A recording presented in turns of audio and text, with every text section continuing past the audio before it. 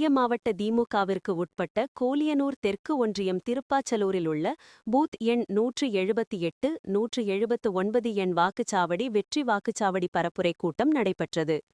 மாவட்ட பொறுப்பாளர் லக்ஷ்மணன் எம்எல்ஏ தலைமை தாங்கி நிர்வாகிகளுக்கு திண்ணை பிரச்சாரம் மேற்கொண்டு வீடு வீடாக சென்று திமுக அரசின் சாதனைகளை மக்களிடம் விளக்கி கூறியும் மக்கள் பெறும் இலவச திட்டங்களையும் விரிவாக கூறி வாக்குகளை சேகரிக்க வேண்டுமென ஆலோசனை வழங்கினார்.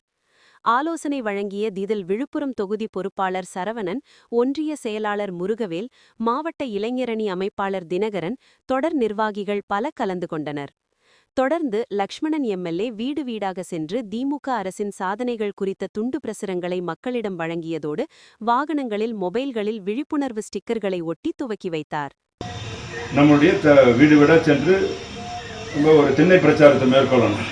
இங்கே நம்ம கிராம பகுதி என்பதனால இது ஒரு திண்ணை பிரச்சாரமாக நம்ம மேற்கொண்டு தலைவருடைய நம்ம தொகுதி பார்வையாளர் அண்ணன் சரவணன் அவர்கள் குறிப்பிட்டது போல நம்முடைய தலைவருடைய திட்டங்களை எடுத்து சென்று வீடு வீடாக பிரச்சாரத்தை மேற்கொள்ளணும்.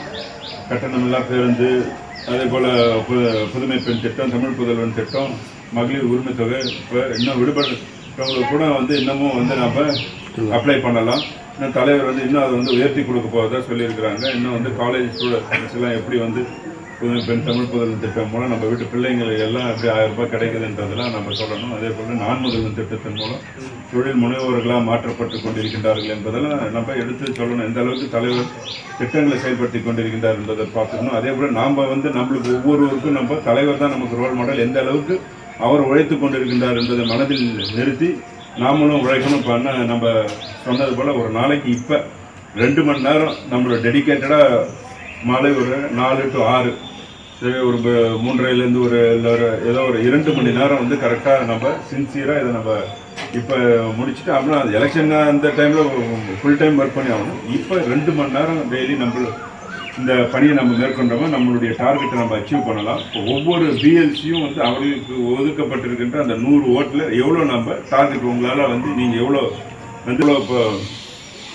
உங்கள் அந்த ஒவ்வொரு பிஎல்சி எவ்வளோ வாக்குகளை பெற்றுத்தர முடியும். 100 ஓட்டு உங்களுக்கு இருக்குதுன்னா நான் இதில் என்னால் 50 ஓட்டு நான் டார்கெட் பண்ணி கொடுக்க முடியும், 60 ஓட்டு வாங்கி கொடுக்க முடியும். இல்லை எனக்கு இந்த இதில் கொஞ்சம் கஷ்டமாக இருக்குதுன்னு சொன்னாங்கன்னா அதுக்கு எப்படி என்ன பண்ணணுன்றது நம்ம பேசணும். நம்ம அதுக்கு இந்த பகுதியில் நமக்கு என்னென்ன தேவைகள் இருக்குது என்பதை நீங்கள் உட்காந்து பேசி அது கொடுத்தீங்கன்னா நம்ம இந்த குறைகள் இருக்குமே ஆனால் அதை பூர்த்தி செய்வதற்கு இந்த குறுகிய காலகட்டத்தில் நம்ம செய்து கொடுப்பதற்கும் தயாராக இருக்கின்றது என்பதையும் நம்ம எடுத்து சொல்லணும். அதையும் நீங்கள் இந்த குறிப்பெடுத்து எழுதி கொடுக்கணும் இந்த ஃபார்மில்.